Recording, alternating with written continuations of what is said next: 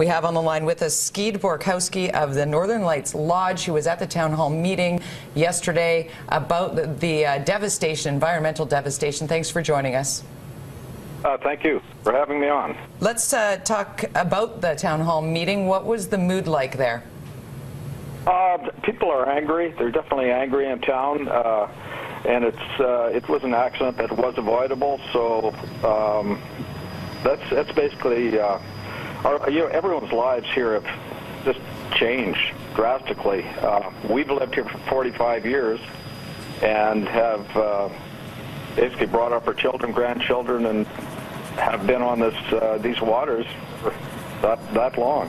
And it's gone. Skeed, what would you say at this town hall meeting? In the break, you said this meeting went on for 3 hours. What are what are the key concerns for the community now as you move forward after this situation?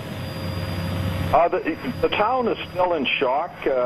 We're not getting real answers because it's taking so long as far as the water samples coming in, and that is upsetting. So many of us draw our water from the lake, and it was about the purest water on the planet. Now, you're at Northern Lights Lodge, and you're talking about the fact that water is difficult to come by. How are you dealing with that in the immediate? Well, we're scrambling a bit. We do have springs coming off the mountain that we, at our expense, I'm putting in a system right now. It's going to cost me a few $1,000 in order to get water here, but our lodge is basically turned into a little ghost town.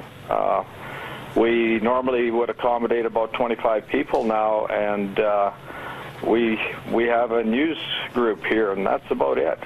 And Skeed, knowing there are various tailings ponds, in the communities here in BC, what would you say needs to change to help make sure people, wildlife, fisheries are all protected?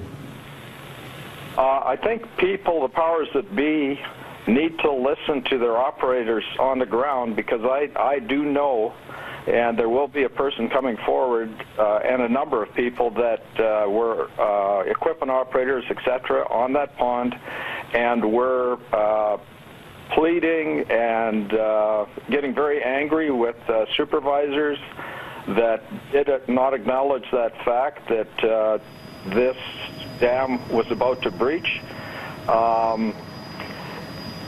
It was all avoidable.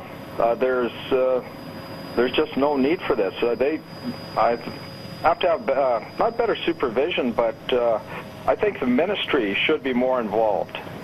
Now, how do you whether it's they're drilling samples or whatever they do to monitor these ponds.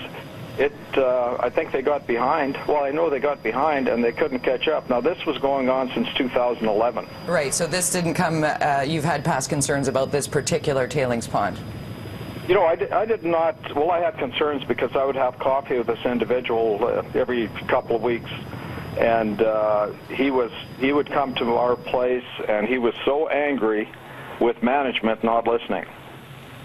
Interesting. So one last question before we let you go. How do you predict your business and other tourism operators might be affected in the immediate on this? Is really, really screwed an operative word for the news here. It's devastating. It's absolutely, we're having cancellations now all the time. Well, it's a profound impact on the community. Skeed Borkowski joining us from Likely, owner of Northern Lights Lodge. Thank you so much for the insights of what happened at the town hall meeting. Thank you. All right, more to come on this, and obviously details coming out, water testing being done, not the last we've heard on this story. Feel for those businesses being profoundly affected, clearly.